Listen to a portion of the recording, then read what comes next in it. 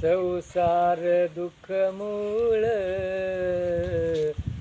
चौकडे इंगळ कुठे जाता सुख नाही रात्रंदिवस तळमळ. बघा साधू संतांनी सांगितलेलं आहे. पण काय झालं, नळी फुंकली सोनारे इकडून तिकडे गेले वारे.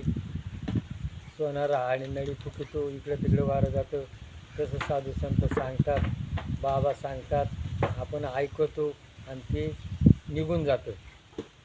बघा आपण प्रत्येक माणसाने संसार करतो आणि संसार करता करता संसार इतका गोड आहे, अगोदर खूप गोड आहे, नंतर कडू आहे. परमार्थ जो आहे ना, परमार्थ अगोदर कडू आहे, नंतर गोड आहे.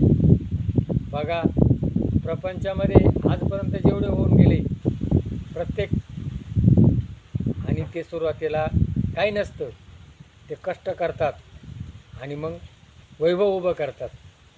पण जी मागची प्रजा आहे ना, त्यांना सुसंस्कार चांगले विचार नसल्यामुळं काय होतं माहिती आहे का? काय होतं, बाबा तुम्हाला काही कळत नाही, तुम्ही गप्प बसा. मम्मीला अक्कल नाही, पप्पाला अक्कल नाही. अरे त्याला तुला तिनं पाळणा, हाताचा पाळणा केला, बापानं अंगाला कपडा घातला नाही, तुला शाळा शिकवली, तुला इंजिनियर केलं, शिक्षण केलं, आणि तू उंदीर होता एवढा एवढा, तुला वाघ बनवलं, आणि तू त्यांना काय म्हणतो अक्कल नाही. किती दुःखाची गोष्ट आहे बघा. म्हणून परमार्थक जात नाही. माझी स्वतःची उदाहरण आहे. मला आज आठवतं, खरंच काहीच नव्हतं, अंगाला कपडा नव्हता, अन्न नव्हतं, आणि एवढं उभं केल्यानंतर आज काय म्हणतात, तुला कळत नाही, तू गप्प बस. का? याच्या पाठीमागं काय? हा स्वार्थ, लोभ आणि माया ममता. मलाच मिळालं पाहिजे, माझ्या मनानं झालं पाहिजे. शिवाजी महाराजांनी मुसलमानांना हे करून स्वराज्य स्थापन केलं. नंतर काय, सोयराबाई गादीवर कोण पाहिजे? राजाराम. संभाजी नको आहे. हां बघा त्या महापुरुषाला किती त्रास झाला असेल. प्रत्येक सरुची, सुनीती, ध्रुवबाळ, दशरथ राजा, आतापर्यंत जेवढे होऊन गेले प्रत्येकाला नंतर काय म्हणतात? हा स्वार्थ. सगळ्यात कोण? लोभ आणि माया ममता. त्या काय करतात? संतायसे जाना जे देई उदास, गेले आशा पास निवारुनी. आणि संतांनी काय केलं? मला काही नको, तुका म्हणे काही न मागो आणिक, तुझ्या पायी सुख सर्व आहे. बघा ही क्षणिक आहे वैभव. आजपर्यंत सिकंदर बादशाह आला आणि सिकंदर बादशाहनं सगळं जग जिंकलं.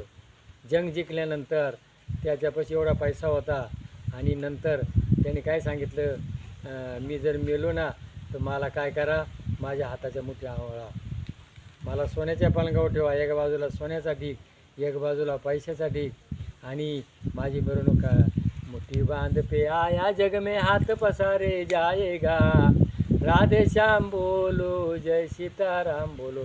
बघा नंतर सिकंदर बादशाहनं संपूर्ण जग जिंकलं, अलेक्झांडर, आणि शेवटी आजारी झाला. औषधं त्याला काही लागू पडना, अनेक वैद्य आले, डॉक्टर आले, आणि त्याचा उपयोग काही झाला नाही. शेवटी ते एवढा पैसा असूनसुद्धा आजही करोनामध्ये मोठमोठे पैशावाले, मोठमोठे डॉक्टर मेले. पैसा हे साधन आहे, औषध हे साधन आहे, सर्वस्व नाही आहे. शेवटी त्याची मिरवणूक काय? मुठी बांध पे आया जग में हाथ पसारे जाएगा, राधे श्याम बोलो जय सीताराम बोलो. बघा या जगात येताना काही आणलं नाही, जगात नेताना काही नेणार नाही. मग मी ज्यावेळेला जन्माला आलो त्यावेळेला लोक हसले पाहिजे, आणि मी जाईल तेव्हा लोक रडले पाहिजे. येताना मी रडतो, जाताना मी हसलं पाहिजे. मी काहीतरी समाजाचं काम केलं, मी दुसऱ्याकरता काहीतरी केलं, मी भारत मातेकरता केलं, आईबापांकरता केलं, माझ्या नातलाकरता केलं, माझ्या मातृभूमीकरता केलं. बघा, मी गरीब कुटुंबात जन्माला आलो, काहीच नव्हतं, खायला अन्न नव्हतं. बघा, आज मी इथं तुम्हाला व्हिडिओ देऊ राहिले. ही जी जागा अशी होती, हा डोंगर होता. या डोंगरामध्ये मी कष्ट केलं आणि इथं शेती तयार केली. आज हे पर्यटन स्थळ आहे. इथं झाडं, वनस्पती आणि एवढं उभं करून आणि हे करून ठेवलं आहे. आणि माझी मागची प्रजा काय म्हणते, बाबा तुम्हाला काही कळत नाही. त्याच्या पाठीमागे काय आला, लोभ आणि माया. तुम्हाला काही कळत नाही. हे फुकट उभं झालं का? असं माझंच नाही, अनेक लोकांचं उदाहरण आहे. जी मागची प्रजा असते ना, ती काय म्हणते का यांना सुसंस्कार नाही, चांगले विचार नाही, म्हणून आपले मुलं बाळं आहे ना, यांना गीता, भागवत, ज्ञानेश्वरी, दासबोध, तुकारामाचा गाथा हे सद्विचार देणं गरजेचं आहे. आणि आज आपल्या या भारत संस्कृतीमध्ये निम्मे आहेत, निम्म्या लोकांना संस्कार नसल्यामुळं प्रत्येक शाळेमध्ये सुद्धा हे सुसंस्कार झाले पाहिजे. संस्कार देणं गरजेचं आहे. म्हणून संस्कारी व्हा आणि आपणही जगा आणि दुसऱ्याला जगू द्या. बघा, या व्हिडिओला क्लिक करा. जय भैरवनाथ, सदस्य व्हा. जय भैरवनाथ महाराज की जय.